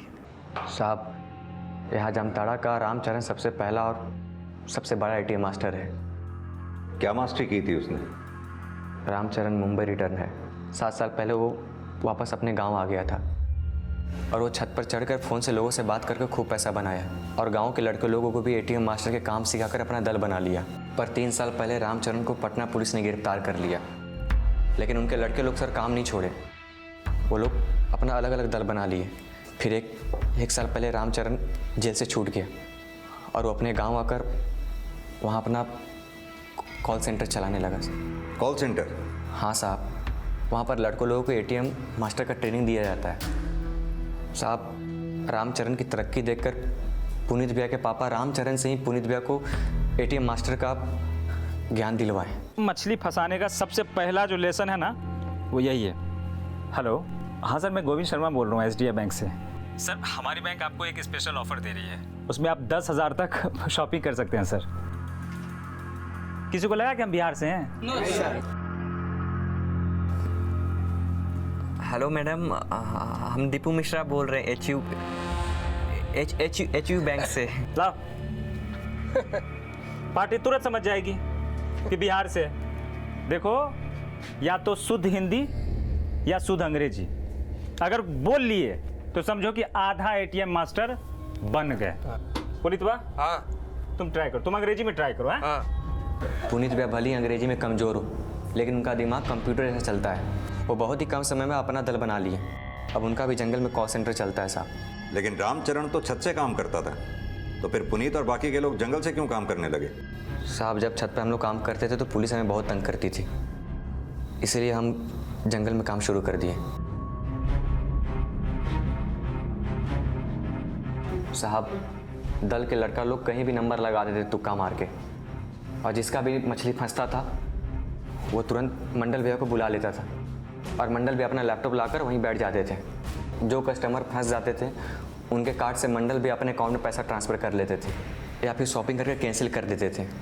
और ई वॉलेट में पैसा डालकर हम सबका हिसाब क्लियर कर देते थे साहब, और फिर अपना पैसा वो मंगवा लेते थे। तेरे पुनीत भैया का जामताड़ा के बाहर किस किस से कनेक्शन है, जिनके बैंक अकाउंट्स और ई वॉलेट में वो पैसे ट्रांसफर किया करता है? इसका हमें नहीं पता साहब, लेकिन पुनीत भैया का बम्बई, दिल्ली, जयपुर हर जगह सेटिंग है। तेरे पुनीत भैया के दल में कितने लोग काम करते हैं? हम तो हैं, बाकी लोगों का नहीं बताएंगे, वो सब हमारे भाई बंधु हैं। तू अब भी वहीं का वहीं है साहब, जितना कहानी बता दी है ना, दिल्ली में जाकर सुनाओगे तो वाहवाही मिलेगी। मंडल भैया और अपने भाई बंधु के लिए हम उनका जगह बताकर हाय नहीं लेंगे उनका। नहीं लेना चाहता, होशियारी दिखा रहा है। 3 दिन से मार रहे हैं ना साहब, तो इतना बता दिए, अगर आप जान से भी मार देंगे ना तो भी नहीं बताएंगे। ये ऐसे नहीं मानेगा शर्मा, धुलाई करो उसकी अच्छी तरह से। पुलिस ने जल्द ही उन बीहड़ जंगलों में रेड मारी जहां से लड़कों के झुंड देश के हर राज्य में फ्रॉड कॉल्स करते हैं, और रामचरण मंडल के उस अड्डे पर भी छापा मारा गया जहां से जामताड़ा के मासूम बच्चों को एटीएम मास्टर बनाने के कोर्सेज करवाए जा रहे थे। अब तक जो गिरफ्तारियां हुई थी उनमें कोई बड़ा नाम नहीं था। अनीस अंसारी, राधे, गुनिया और पुनीत मंडल अब कहां थे, इसकी भी कोई जानकारी नहीं मिल पा रही थी। सर, एक इंफॉर्मेशन मिला है। सर, धानुकी अपने बेटे का शादी करने वाला है, कल रांची में उसका सगाई है।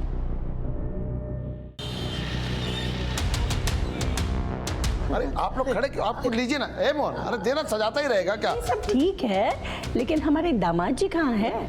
तैयार हो रहा है ऊपर, अभी आ जाएगा। बोलो आ गया, देखो।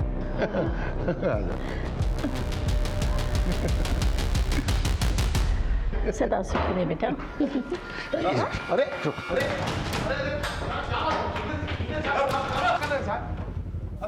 बात तो सुनिए साहब, क्या कर रहे हैं? काम करने दीजिए हमें अपना, सब पता चल जाएगा। साहब लेकिन बताइए, बात तो सुनिए साहब। ओए साहब,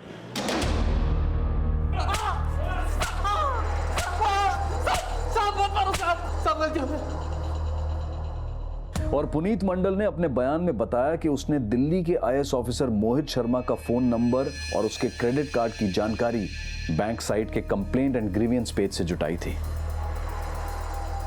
क्रेडिट कार्ड और डेबिट कार्ड से संबंधित शिकायतें दर्ज करते वक्त हम अपने कार्ड की सारी details complaints and grievances page पर अपडेट कर देते हैं, जो कि मोहित शर्मा के लिए काफी घातक साबित हुई। पुनीत की इंटेरोगेशन के दौरान गुनिया और राधे मंडल के बारे में भी अहम जानकारी मिली, जो कि सरोज की आत्महत्या के भी दोषी थे। साहब, राधे मंडल और गुनिया मंडल का अपना दल है, वो हमारे साथ काम नहीं करते। गुनिया और राधे मंडल को जल्द ही गिरफ्तार कर लिया गया और उनके बयान से सरोज के साथ हुए फ्रॉड में आशीष पांडे की भूमिका का भी पक्का खुलासा हो गया। आशीष पांडे को गिरफ्तार किया जा चुका है, लेकिन पुणे की वर्तिका चिटनिस के साथ फ्रॉड करने वाले अनीस अंसारी का अब तक कुछ पता नहीं चला है। लेकिन अनीस अंसारी के अलावा और कई लोग हैं जो जामताड़ा के बीहड़ जंगलों में छिपकर अब भी ऐसे ऑनलाइन फ्रॉड्स कर रहे हैं जिन्हें बेनकाब करने की कोशिश आज तक जारी है।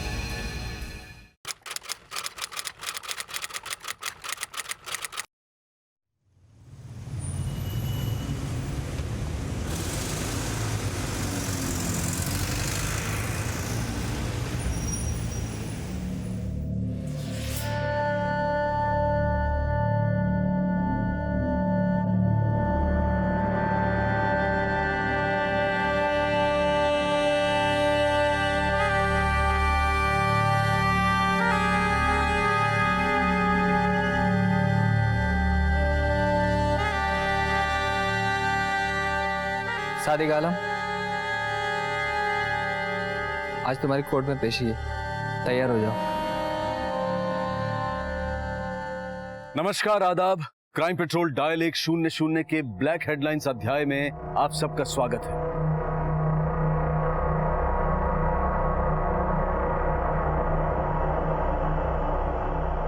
अस्सलाम वालेकुम भाईजान।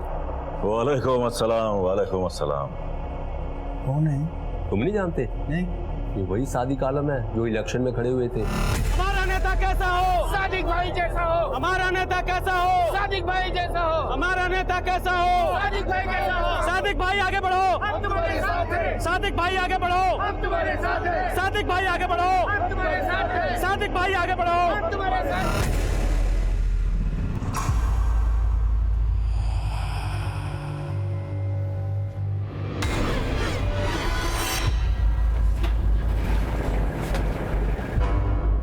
आज की दूसरी कहानी में मैं अनूप सोनी आप सबका स्वागत करता हूं।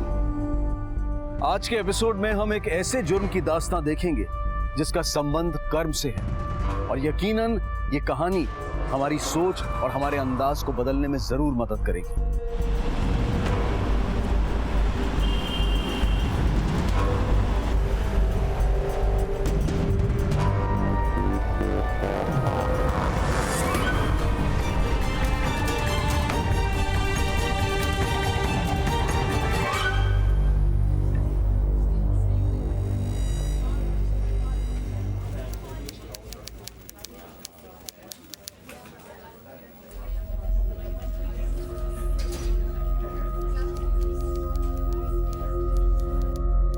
क्या सादिक?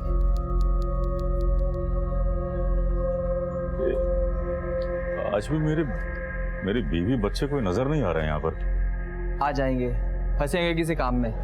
नहीं कांस्टेबल साहब, मैं पिछले 6 महीनों से कोर्ट आ जा रहा हूँ लेकिन कभी ऐसा हुआ नहीं। आप अपने लेवल पे कुछ पता करो ना। ठीक है, मैं करता हूँ। चलो आज पेशी तुम्हारी, चलो।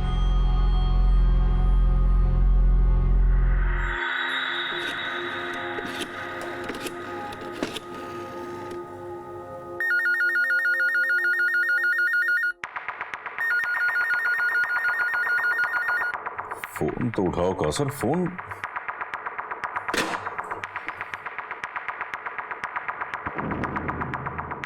हेलो हेलो जी जी मैं सादिक बोल रहा हूँ। वो कौसर, वो कहा था ना यहाँ फोन मत करना।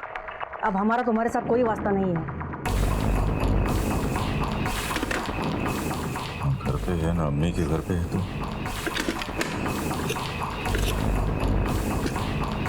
The number you are trying to call is currently switched off.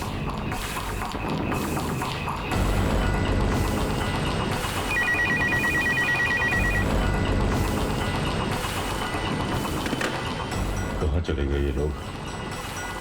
कोई और ऐसी जगह भी तो नहीं है, कहाँ जा सकते हैं लोग?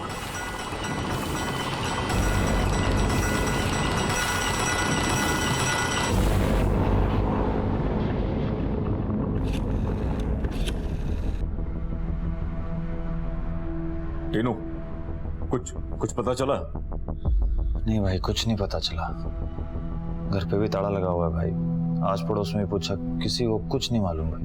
अरे किसी ने कुछ तो देखा होगा। कहाँ गायब हो गए सब के सब? तुम एक काम करो, तुम मुझे मिलो आके यहाँ पे। ठीक है भाई, अगले हफ्ते आता हूँ भाई। अरे अगले हफ्ते नहीं, कल का कल मिलो आके। और वो वकील को साथ में लेके आओ। ठीक है भाई, ठीक है। मल्होत्रा साहब, आप कुछ भी करके मेरी बेल करवाओ। अरे आप समझने की कोशिश करो, 20-25 दिनों से मेरे बीवी बच्चों का कुछ अता पता नहीं है। उनकी जान खतरे में हो सकती है। मेरे तमाम दुश्मन हैं, आप समझ क्यों नहीं रहे? आप बेल करवाइए बस। मुश्किल है, जिस केस में आप अंदर हो ना, बहुत मुश्किल है। फिर भी मैं इंटरिम बेल कराने की कोशिश करूँ। अरे कोशिश नहीं करनी है, करवानी है। आप जब सबको जाके बताइए ना कि 20-25 दिनों से मेरे बीवी बच्चे गायब हैं। आप मुझे ले चलिए, मैं उनके पैर पकड़ लूंगा। लेकिन कुछ भी करिए, बेल करवाइए बस। ठीक है, मैं कोर्ट में अपील करूंगा। करवाओ यार। भाई टेंशन ना लो, हो जाएगी। हम लगे हुए हैं, कुछ ना कुछ कर लेंगे। ठीक है, आप ख्याल रखो, हो जाएगा। चलो।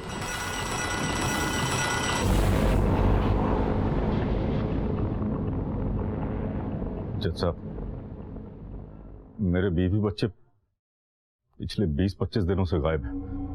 न जाने कहाँ चले गए। मेरे सिवा उनका और है भी नहीं कोई। उनको ढूंढने के लिए मुझे बाहर जाना बहुत जरूरी है। मुझ पर भरोसा रखिए, मुझे अंतरिम बेल दे दीजिए। मैं आपका बहुत बहुत शुक्रगुजार होंगे। प्लीज जज साहब। Milord, I appeal for the interim bail. Permission granted. आज यहाँ से बाहर जाना मेरा बहुत जरूरी था। 20-25 दिन हो गए, कुछ पता ही नहीं चल रहा है कहाँ वो लोग सब। बहुत बहुत शुक्रिया आपका। आपकी मदद मैं जिंदगी भर नहीं भूलूंगा। अरे कोई बात नहीं, ये तो मेरा फर्ज था। हाई लगी लोगों की, फूट फूट के निकल रहा है। बंद करो। अरे क्या कर रहे हो?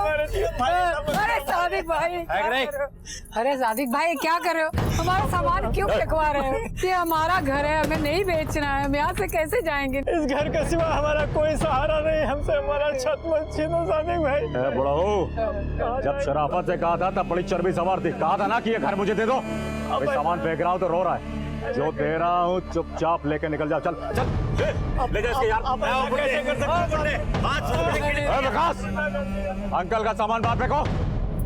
इतना गुरु ठीक नहीं है सादिक भाई, भगवान से डरो। भगवान की लाठी में आवाज नहीं होती, जब पड़ती है ना तो सब कुछ खत्म हो जाता है। बुढ़िया सुन, सादिक की लाठी जो है ना वो दिखती भी है और पड़ती भी है। ये बुढ़ा फैल जाएगा यहाँ पे। लेके जा इसको। ऐसा मत कीजिए सादिक भाई, ऐसा मत कीजिए ना। चुपचाप खड़े रहो, आवाज नहीं आनी चाहिए।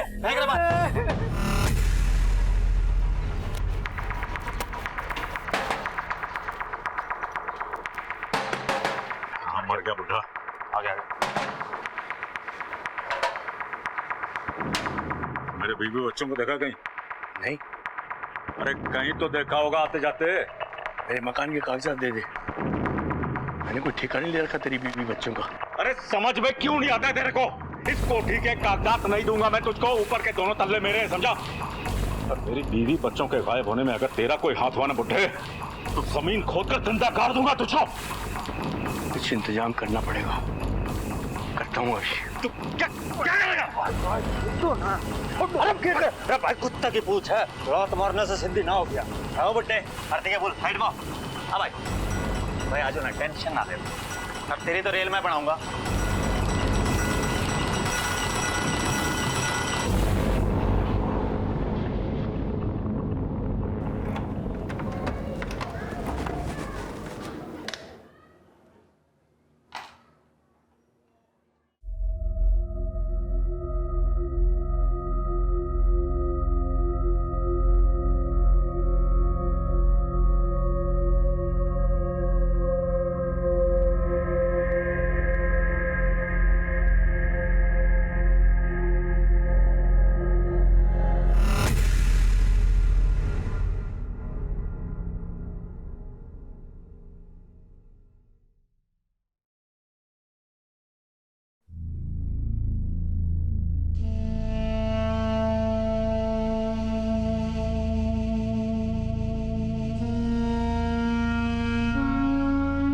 भाई समझ नहीं आ रहा, बच्चे और भाभी कहाँ गए, कुछ नहीं समझ आ रहा।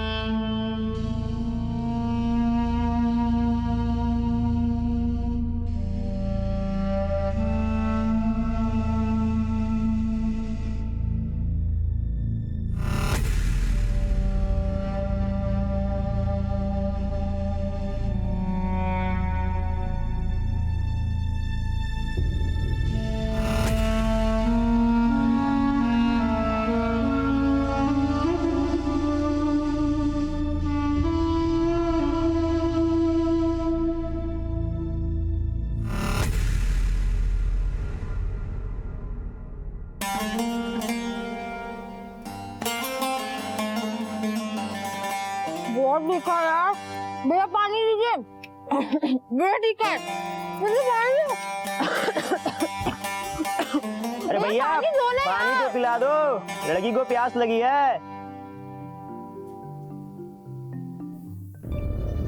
आओ 2-4 गोलगप्पे हमारे साथ भी खा लो। चल मैं तुझे खिलाता हूँ गोलगप्पे। चल चल। सॉरी बोल बोल सॉरी। सॉरी। चल निकल।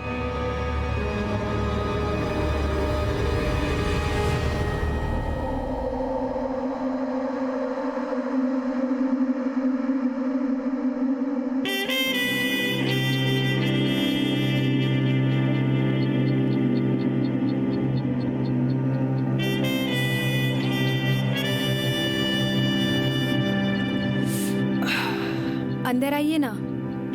नहीं आज नहीं, फिर कभी। वैसे कल क्या कर रही हैं शाम को आप? वही गोलगप्पे के ठेले पे इंतजार।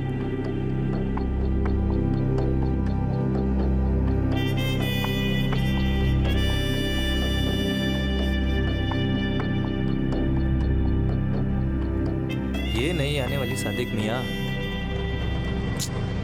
बस ये लीजिए भैया। अरे मुझे लगा कि आप नहीं आएंगी। ऐसा क्यों? अब एक मुलाकात के बाद भला कोई मतलब अनजान ही हुए हैं ना हम लोग। चलिए फिर चाय और समोसे खिलाइए, तब तो अनजान नहीं रहेंगे ना हम। वैसे आप करते क्या हैं? I mean, आपकी जॉब? बस आपका इंतजार। आइए।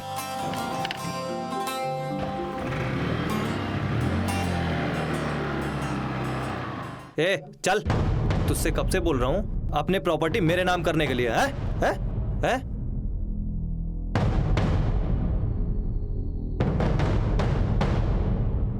हे, इसको देखो।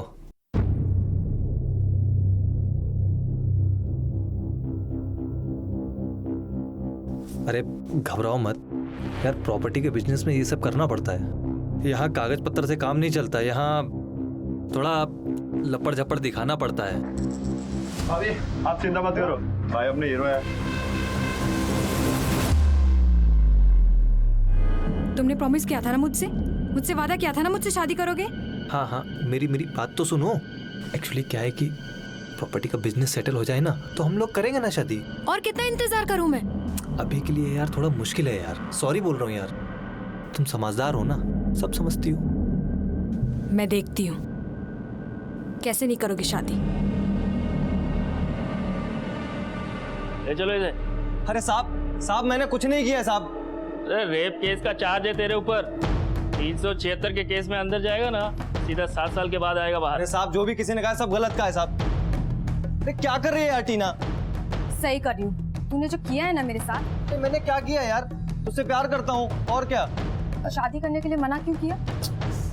करता हूँ ना तुझसे शादी यार, थोड़ा प्रॉपर्टी का बिजनेस सेटल हो जाए, करूंगा ना तुझसे। नहीं करेगी तू इसके साथ शादी। गुंडा मवाली है ये, हमारी जात का भी नहीं है। माँ बनने वाली हूँ, प्रेग्नेंट हूँ मैं। ठोको केस इस पे, डालो जेल में साले को। मेरी भोली भाली बेटी को बहला फुसला कर इसने उसका नाजायज फायदा उठाया है। टीना आई लव यू यार।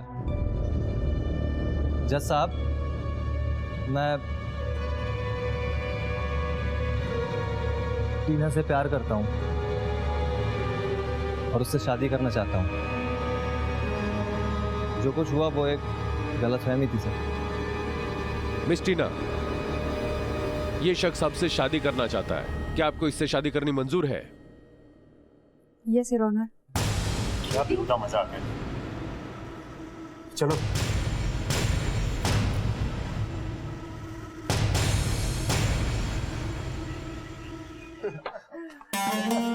चलो भाईजान, आपका आज निकाह भी हो गया। चलिए तो अभी आप भी मुंह मीठा। हेलो। हाँ मम्मी। टीना किधर है तू? मम्मी अब हमारा नाम टीना नहीं कौसर है। हमने सादिक से शादी कर ली। सादिक से? मैं किसी कौसर को नहीं जानती और दोबारा यहाँ फोन भी मत करना। मम्मी हमारी बात तो सुनो। मेरी बेटी टीना मर चुकी मेरे लिए। Mummy hello hello mummy.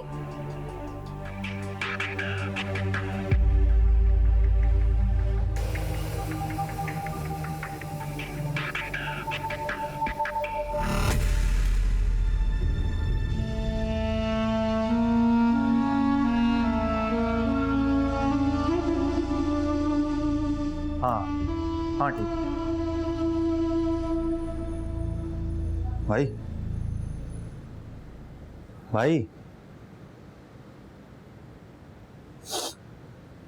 हाँ बोल। भाई टेंशन ना लो, अपना विकास गया कई जगह ढूंढने, बस आता ही होगा।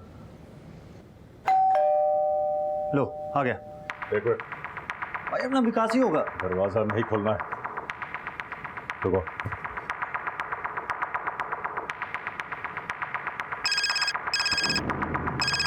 हाँ भाई। विकास कहाँ है तू? मैं गेट पे ही खड़ा हूँ भाई। ठीक है। हाँ आ जा।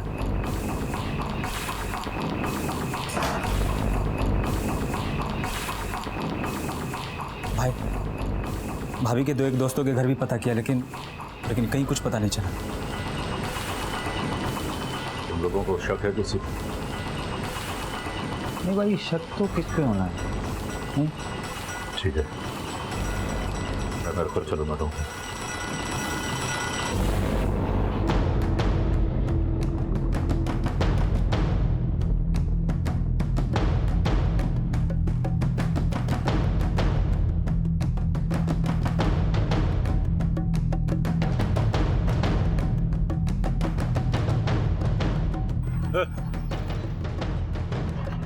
भाभी को बच्चों को कहीं देखा है? भाई हर जगह देख लिया, कहीं पता नहीं चल पाया। तो लगे कि एक ही रास्ता बचा है, पेड़ पकड़ने पड़ेंगे। किसके? सर प्लीज रहम कीजिए सर।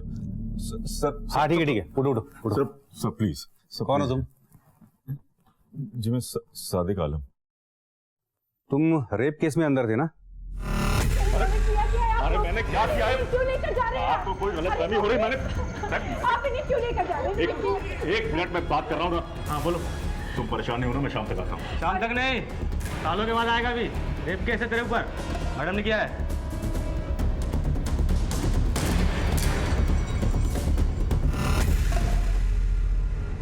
अंतरिम जमानत पे बाहर आए हो, है ना?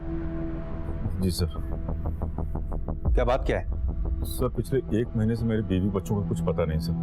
सर आप तो जानते हैं मैं जेल में था सर। सर मैंने हर जगह तलाश कर लिया लेकिन कुछ पता नहीं चल रहा सर। आप लोग कुछ पता लगवा दीजिए सर प्लीज। अगर आप लोग थोड़ा पर्सनल इंटरेस्ट ले लेंगे तो शायद कुछ पता चल जाए सर। गुमशुदगी की रिपोर्ट दर्ज करवाओ, देखते हैं। सर आप लोग जानते हैं सर, खाली रिपोर्ट दर्ज कराने से कुछ नहीं होगा सर, जब तक आप लोग कुछ करेंगे नहीं सर। प्लीज। नितिन एक काम करो, लोकल एसएचओ को खबर कर दो, इसमें ध्यान दे।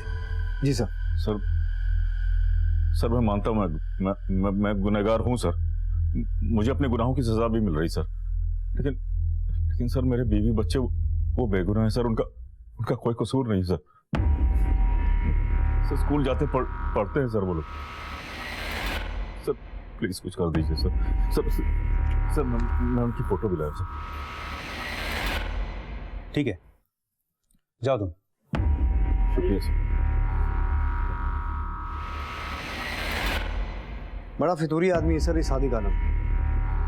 कहने को इसका प्रॉपर्टी का बिजनेस है, पर असल में लैंड ग्रैबिंग, प्रॉपर्टी के पेपर्स की हेराफेरी, दूसरों की जगहों पर नाजायज कब्जा करना, गुंडागर्दी करना, यही काम है इसके। ये क्रिमिनल तो है पर परिवार वाला भी है।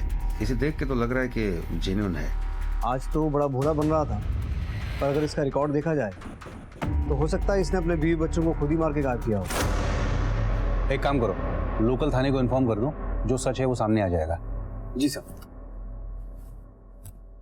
कहते हैं कि कर्म जन्मों तक हमारा पीछा नहीं छोड़ते, पाई पाई का हिसाब लेते हैं। इसीलिए तो कल का साहूकार आज का कर्जदार और कल का अपराधी आज का पीड़ित बना घूम रहा था। दबंग सादिक आलम की हालत ऐसी थी कि इस वक्त वो किसी के भी पांव पकड़ने को तैयार था कि बस कोई उसे उसके बाल बच्चों का पता ठिकाना बता दे। हालत ऐसी थी कि एक सजा याफ्ता मुजरिम जिसने जिंदगी में कभी कानून की परवाह नहीं की थी, आज कानून के दरवाजे खटखटा रहा था। कहां थी उसकी बीवी और कहां थे उसके बच्चे? और क्या उस पुलिस अधिकारी की बात सच थी कि सादिक आलम खुद ही अपने परिवार को गायब किए बैठा था? अपने परिवार की खोज में उसका परेशान होना सच था या ढोंग? ऐसा लग रहा था कि ये कर्मों का ही हिसाब किताब है। अब देखना यह था कि ये हिसाब सादिक के लिए कितना महंगा और कठिन साबित होने वाला था, क्योंकि कभी कभी कर्म जिंदगी और जान से भी मोल भाव करने लगता है। सादिक आलम की शिकायत पर दिल्ली पुलिस ने उसके गुमशुदा परिवार को ढूंढने के लिए दिल्ली और उसके आसपास के इलाकों को छानना शुरू किया।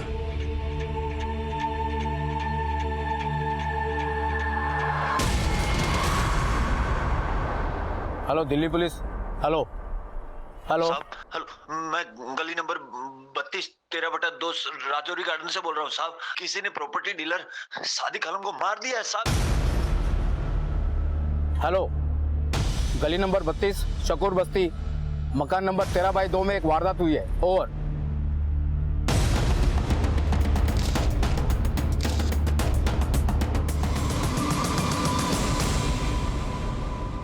खून सूख चुका है। इसे देखकर ऐसा लगता है इसे मरे हुए 4-5 घंटे तो हो चुके हैं। फिंगरप्रिंट सारे उठा लेना। ये मामला साहब मर्डर का ही। लेकिन सर कोई जबरन दाखिल तो नहीं हुआ है। वैसे इसकी पोजीशन देखकर ऐसा लगता है कि ये बाथरूम से नहा के निकला होगा। ये दरवाजा या तो पहले से खुला हुआ था या किसी ने चाबी से खोला। ये यहाँ खड़ा था, वहां से गोली चली और ये आदमी यहीं ढेर हो गया।